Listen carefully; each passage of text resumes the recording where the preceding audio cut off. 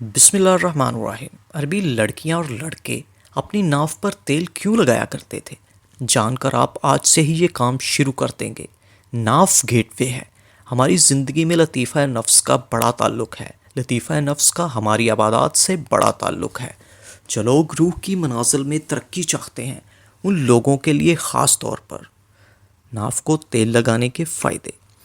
چہرے کے حسن و جمال کے لیے، اور جن کے ہاتھ پاؤں، چہرہ، ہونٹ، باچھیں پھٹ جاتی ہوں، وہ ناف کو تیل لگائے۔ ذہنی ٹینشن، سٹریس، انزائٹی کے لیے نفسیاتی بیماریوں کا بڑا تعلق ناف سے ہے۔ بچوں کو ناف میں تیل لگانے کے فائدے۔ بچوں کو ناف میں تیل مستقل لگانے سے ان کی نظر، حافظہ اور یادداشت تیز ہوگی، ان کے اعضاء بہترین پھلے پھولیں گے، ان کی گروتھ بہترین ہوگی، وہ کھائیں گے لاجواب۔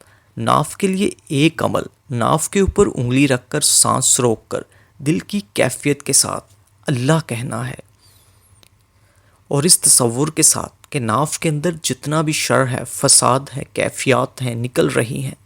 ناف اور یا قہار: نماز کے بعد ناف پر انگلی رکھ کر سانس روک کر یا قہار اتنا پڑھنا کہ جب سانس ٹوٹنے لگے تو ناف کا تصور کر کے پھونک مار دیں۔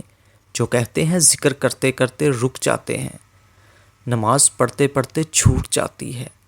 جب بھی شر محسوس کریں، یہ عمل کر لیں۔ ایک بار یا چند بار ناف پر رات کو سونے سے پہلے ایک عمل ضرور کریں۔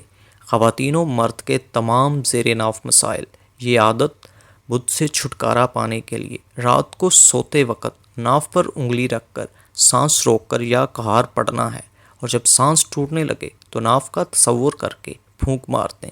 صرف ایک دفعہ کرنا ہے۔